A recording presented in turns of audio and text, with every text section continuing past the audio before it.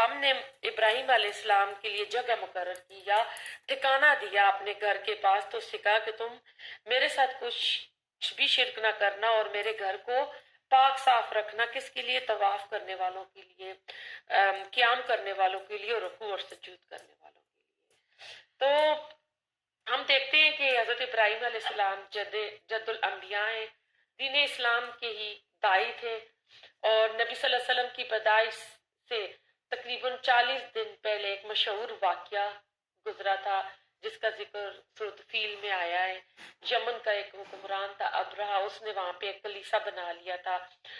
کعبہ کے مقابلے میں، اور اس نے پوری یعنی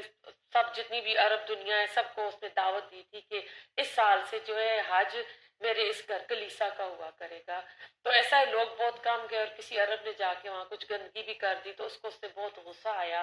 تو وہ پھر اپنا پورا لشکر جرار لے کر، جس میں ہاتھی بھی تھے گھوڑے بھی تھے، تو وہ کعبہ کو ڈھانے کے لیے آیا۔ تو اس وقت نبی صلی اللہ علیہ وسلم کے دادا ابو مطلب جو تھے وہ انچارج تھے، تو وہ اپنے اونٹ اور عربوں سے بھی کہا سب کو اپنے اونٹ سب لے کے پہاڑوں پہ جا کے پناہ لے لو، جس کا گھر ہے وہ اپنے گھر کی حفاظت کرے گا۔ تو جب یہ وادی معاصر میں پہنچے تھے تو اللہ تعالیٰ نے ایک خاص قسم کے پرندے بھیجے جن کا نام ابابیل، چڑیوں کی طرح تھے، جنہوں نے ایک ایک پتھر چون اور دو دو اپنی اس میں پنجوں میں اٹھایا ہوا تھا، تو آ کے ان کو بلٹ کی طرح لگے اور وہ وہیں پہ جل کر بھوسا بن گئے۔ تو اس سے پتہ چلتا ہے کہ جو کوئی اللہ تعالیٰ کے خلاف آئے گا، جنگ کی کرے گا، اس کے گھر کی طرف نظر کرے گا، تو اللہ تعالیٰ کو اس کے لیے پھر زمینی کوئی بڑی بڑی فوجیں یا بڑی بڑی توپیں یا ٹینک بھیجنے کی ضرورت نہیں ہے۔ پھر اللہ تعالیٰ کی ایک چھوٹی سی مخلوق اوپر سے بھی آ کے ان کا کام تمام کر سکتی ہے۔ تو یہ واقعہ ہو سکتا ہے اس لیے بھی پیش آیا ہو کہ اس سال نبی صلی اللہ علیہ وسلم کی پیدائش ہونی تھی، اور یہ سال عام الفیل کے نام سے مشہور تھا۔ اس کے 40 یا 50 دن بعد نبی صلی اللہ علیہ وسلم کی ولادت ہوتی ہے۔ لیکن اب ایسا ہے کہ یہ تھوڑا سا میں نے ذکر کیا ہے کعبہ کے ساتھ آپ کو کر کے کہ کعبہ کی کیا اہمیت ہے، کیا شان ہے۔ اب ایسا ہے کہ حضرت ابراہیم علیہ السلام بھی تھوڑا سا ہم کر رہے ہیں کہ حضرت ابراہیم علیہ السلام ہاجرہ اور بیٹے اسماعیل کو چھوڑ کر چلے جاتے ہیں، تو جو قرآن اور حدیث سے پتہ چلتا ہے وہ 4 چکر لگتے ہیں کہ آپ 4 بار ان کو وزٹ کرنے آئے۔ تو علماء کہتے ہیں کہ ہو سکتا ہے اس سے زیادہ بار بھی آئے ہوں، کیونکہ روایات میں آتا ہے کہ آپ ہر سال حج کرتے تھے، تو ظاہر ہے آپ ہر سال حج کے لیے آتے تھے، ایک نبی تھے، کیسے ممکن تھا کہ وہ کعبہ میں حج کے لیے نہ آتے ہو جب انہوں نے تعمیر کر لیا۔ تو اس میں ایک تو آتا ہے سورۃ صافات میں جب کہتے ہیں نا انی ارا منامی اصبح کا، کہ میں نے اپنی خواب میں دیکھا کہ میں تجھے ذبح کر رہا ہوں نا، تو ماذا یندون اپنے بیٹا حضور کہ تم کیا اس کے بارے میں کہتے، تو بیٹا کہتا ہے یا بدی طفل معتومر تجدونی انشاءاللہ صابرین، کہ یا بجن کر گزریے جو اللہ تعالیٰ نے آپ کو حکم دیا، آپ مجھے صبر کرنے والوں میں پائیں گے۔ وہاں بھی آپ دیکھیں تو سنگل ماں ہے، اکیلی بچے کو وہاں بڑا کر رہی ہے، وہاں کوئی انسٹیٹیوٹ نہیں ہے، کالج نہیں ہے، مدرسہ اسکول نہیں ہے، بچے نے جہاں جا کے تعلیم حاصل کی ہوگی۔ اور آج اگر اکیلے بچے بڑے ہوتے ہیں تو وہ کس طرح خراب بڑے ہوتے ہیں آج کل بچے، اگر ماں نہیں ہے یا باپ نہیں ہے تو جب اسی کے اوپر شعر بھی لکھا گیا، ابھی مجھے یاد نہیں کہ یہ کس مکتب سے اسماعیل نے تعلیم حاصل کی تھی، کہ اتنی اخلاق کی اعلیٰ قدروں پہ تھے کہ اپنے والد کو فوراً کہتے ہیں کہ آپ کریں۔ اگر دیکھیں آج کا کوئی بچہ ہوتا ہے نا اور باپ اتنا دور رہ کے چلا گیا ہوتا تو وہ باپ کو سب سے پہلے یہی کہتا نا، میں چھوٹا بچہ تھا نا، میری ماں کو اور مجھے اکیلا چھوڑ گیا، ابھی میں بڑا ہوں، میں اپنی ماں کی دیکھ بھال کرنے کے قابل ہوا تو آپ مجھے ذبح کرنے آ گئی۔ بچے نے کوئی شکوہ شکایت نہیں۔ تو اسی سے پتہ چلتا ہے کہ اکیلی مائیں بھی بچوں کو بہت اعلیٰ تربیت دے کے بڑا کر سکتی ہیں۔ آج کل کی مائیں شکوہ شکایت نہ کریں کہ او میرے سے یہ نہیں ہو رہا وہ نہیں ہو رہا، اندر ہمت اور اندر اپنے اندر اس طرح کی چیز پیدا کرنی ہے۔ تو ایک چکر تو وہ اس سے آتا ہے کہ جب قربانی کرنے کے لیے آئے، دوسرا چکر یہ ابھی جو آیت میں نے پڑھی کہ جب کعبہ کی تعمیر کر رہے ہیں باپ بیٹا دونوں، اور 2 اور چکر جو ہے، ایک چکر اور اس کے ساتھ مل کے صحیح البخاری کی حدیث میں آتا ہے، اس میں 2 تو میں نے مینشن کی، 2 اور آپ کو بتا دیتی ہوں کہ اس میں ایسا تھا کہ ایک بار آپ آئے تو بیٹا نہیں تھا، بہو تھی، اور جب ایسا تھا کہ یہ پانی زمزم نکلا نا تو یمن کا ایک قبیلہ جرم تھا، وہ وہاں سے گزر رہا تھا، ان کو اوپر پانی نظر آیا تو انہوں نے سوچا نا، اوپر پرندے نظر آئے تو انہوں نے سوچا کہ ادھر ضرور پانی ہوگا، پانی کی تلاش میں وہ وہاں پر آئے تو وہاں پہ انہوں نے حضرت اسماعیل اور حاجرہ کو دیکھا اور وہیں پہ پھر وہ رک گئے، تو پھر حضرت حاجرہ نے اس شرط پہ ان کو ٹھہرنے دیا کہ پانی کے کنویں پہ میرا ہولڈ ہوگا، میرا اختیار ہوگا۔ تو پھر انہی کے قبیلے کی ایک لڑکی سے حضرت اسماعیل کی شادی ہو جاتی ہے۔ جب حضرت ابراہیم چکر لگاتے ہیں تو حضرت اسماعیل نہیں تھے، اتفاق سے بہو تھی، بہو سے پوچھا کہ کیا حال وال ہے، تو اس نے تنگ دستی کا شکوہ کیا کہ بڑی مشکل سے گزارا ہو رہا ہے یہ وہ، تو انہوں نے بیٹے کے لیے پیغام دیا کہ جب میرا بیٹا آئے تو اسے کہنا کہ اپنی دہلیز کو بدل دے۔ جب اسماعیل آئے تو بیوی نے بتایا کس طرح آپ کے والد آئے تھے اور آپ کے لیے یہ میسج دے کر گئے ہیں، تو وہ سمجھ گئے، انہوں نے اس بیوی کو طلاق دے کے پھر قبیلہ جرم کے جو سردار تھے، ان کا نام مدر آتا ہے، ان کی بیٹی سے شادی کی۔ اور کچھ روایت میں آتا ہے کہ یہ فلسطین گئے اور اپنی قبیلے کی لڑکی سے شادی کر کے آئے، لیکن جو بھی ہے جس سے بھی کی، اب پھر جو ان کی سیکنڈ وائف ہے اس سے ان کے 12 بیٹے ہوتے ہیں،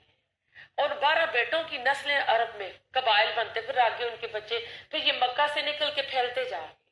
تو یہ سارے پھر پھیلے، پھر انہی کا جو ایک بیٹا عدنان تھا، ان کی نسل سے آگے چل کے نبی صلی اللہ علیہ وسلم کی ولادت ہوتی ہے۔ تو پھر چوتھی بار جو آئے بخاری کی حدیث میں جس کا ذکر ہے کہ وہ بہو والی نہیں تھی، دوسری والی تھی جو جس سے اسماعیل نے شادی کر لی تھی، تو اس سے پوچھا کہ کیسا گزر ہو رہا ہے، تو اس نے کہا کہ اللہ کا شکر ہے، اللہ کا احسان ہے، بہت اچھا ہو رہا ہے۔ جب دیکھا کہ یہ بہو بہت شکر گزار ہے تو انہوں نے بیٹے کے لیے میسج دیا کہ اسے کہنا کہ اپنی دہلیز کو برقرار رکھے، تو اس سے حضرت اسماعیل علیہ السلام کو اپنے والد کی طرف سے میسج مل گیا کہ ابھی ٹھیک ہے سب کچھ۔ پھر اب ہم نے دیکھنا ہے عرب کا محل وقوع، یعنی دنیا کے نقشے پہ عرب کہاں پر ہے، کیسا ہے، کیا ہے۔ عرب کے جو لغوی معنی ہیں وہ صحرا اور بے آب و گیاں زمین کے ہیں، ویران بنجر زمین، ریگستان۔ عہد قدیم ہی سے یہ لفظ عرب جزیرت العرب نمائے سینا میں بسنے والی قوموں پر بولا گیا ہے۔ اب ہم دیکھتے ہیں کہ اس کے آس پاس کیا ہے۔ اس کے مغرب میں، ویسٹ میں بحر احمر ہے، اس کے ساؤتھ جنوب میں بحر عرب ہے، بحیرہ عرب، اور بحر ہند کا پھیلاؤ بھی ہے۔ اس کے نارتھ میں، شمال میں ملک شام ہے، اور شمالی عراق بھی آ جاتا ہے، اور اس کی ایسٹ میں خلیج عرب اور جنوبی عراق ہے۔ جغرافیائی حیثیت جو ہے بڑی ہی اہمیت کی حامل ہے، اور کیوں نہ اہمیت کی حامل ہو، کیونکہ اللہ تعالیٰ نے یہاں پہ کعبہ جو رکھا ہے، اور اللہ کو پتہ ہے کہ میرے بندے پوری دنیا سے یہاں آئیں گے، تو اس کی جغرافیائی حیثیت جو ہے قابل ذکر ہے۔ اندرونی طور پر یہ ہر 4 طرف سے صحرا ریگستان سے گرا ہوا ہے، جس کی بدولت یہ ایسا محفوظ قلعہ بن گیا ہے کہ بیرونی قوموں کے لیے اس پر قبضہ کرنا اور اپنا اثر پھیلانا سخت مشکل ہے۔ یہی وجہ ہے کہ زمانہ قدیم سے عرب کے باشندے مکمل طور پر آزاد اور مختار نظر آتے ہیں۔ حالانکہ 2 عظیم طاقتوں کے ہمسائے تھے، روم اور فارس، اس وقت کی سپر جو پاور تھی وہ تھی، لیکن وہ آپس میں لڑ رہے تھے، انہوں نے کبھی عربوں کی طرف دھیان ہی دیا کہ جائیں ان کے علاقے فتح کریں، ان کے اوپر حملے کریں۔ ایک تو یہ تھا ریگستان تھا، دوسرا یہاں کچھ اگتا نہیں تھا، کچھ معدنیات نہیں تھی، ان کو یہاں کچھ اس طرح کی چیز قابل اٹریکشن نظر نہیں آتی تھی۔ پھر بیرونی طور پر جزیرت العرب جو ہے پرانی دنیا کے تمام معلوم بر اعظموں کے بیچ واقع ہے، اور خشکی اور سمندر دونوں راستوں سے ان سے جڑا ہوا ہے۔ اس کا جو نارتھ کا ایریا ہے، شمال بر اعظم افریقہ سے داخلے کا راستہ ہے، اس کا نارتھ ایسٹ شمال مشرقی یورپ کی کنجی ہے، اور اس کا ایسٹ جو مشرقی حصہ ہے ایران سے اور وسط ایشیا اور ہندوستان اور چین تک جاتا ہے۔ پھر اسی طرح ہر بر اعظم سمندر کے راستے جزیرہ نما عرب سے جڑا ہوا ہے۔ ان کے جہاز بڑے بڑے شپ براہ راست عرب کی بندرگاہوں پر لنگر انداز ہوتے ہیں۔ اس سے کیا سمجھ آیا آپ کو؟ کیا بات ذہن میں آتی ہے آپ کے؟ اللہ نے ارض کو اس طرح دنیا کے نقشے میں درمیان میں رکھ کر پوری دنیا سے اس کا رابطہ جوڑ دیا کہ پوری دنیا سے لوگوں کا حج اور عمرے کے لیے ادھر آنا، ان کا داخلہ آسان، الحمدللہ۔ پھر دیکھتے ہیں کہ اس وقت عرب میں کتنی قسم کی یعنی اقوام، قومیں کون سی آباد تھیں۔ مورخین نے نسلی اعتبار سے ان کی جو اقوام ہے، 3 اقوام قرار دی ہیں عربوں کی۔ نمبر 1 ہے عرب باعدہ، یہ قدیم قبائل قومیں جو کہ ناپید ہو گئی، مثلا جس میں قوم عاد، سمود، تسم اور عمالقہ ہیں۔ عرب نمبر 1 عرب باعدہ ہے جو لکھ رہے ہیں ان کے لیے۔ عاد، قوم سمود اور تسم توسین تو سے، اور عمالقہ۔ اور عمالقہ کو آپ کو یاد ہے یہ کون سی تھی؟ جب موسیٰ علیہ السلام وادی تیہ میں آ جاتے ہیں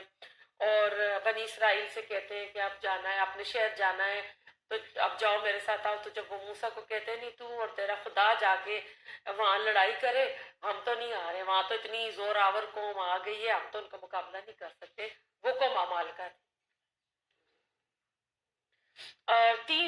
نمبر 2 ہے عرب عاربہ، وہ عرب قبائل جو یثرب بن شجب بن قطان کی نسل سے، ان کا اصل جو گوارا ملک تھا یمن تھا، یہ یمن سے ہجرت کر کے عرب میں آئے تھے۔ اور دیکھیں جب سورہ سبا آپ پڑھتے ہیں، اس میں جس نے دورہ قرآن سے جو گزرے ہوئے ہیں ان کو پتا ہوگا کہ ان کا ایک ڈیم تھا، انہوں نے اتنی ترقی کی ہوئی تھی، انہوں نے اپنے ڈیم بنائے ہوئے تھے، تو جب فلڈ آتا ہے وہاں سے تو کچھ قبائل ان کو پتہ چل گیا تھا کہ پانی لیک ہو رہا ہے، تو وہ بہت پہلے وہاں سے نکل آئے تھے، کچھ مدینہ میں آباد ہو گئے، کچھ ادھر عرب میں آ کے آباد ہو گئے تھے، یمن کے جو قبائل تھے۔ پھر نمبر 3 ہے عرب مستعربہ، میم سین تا عین را با ہا، مستعربہ،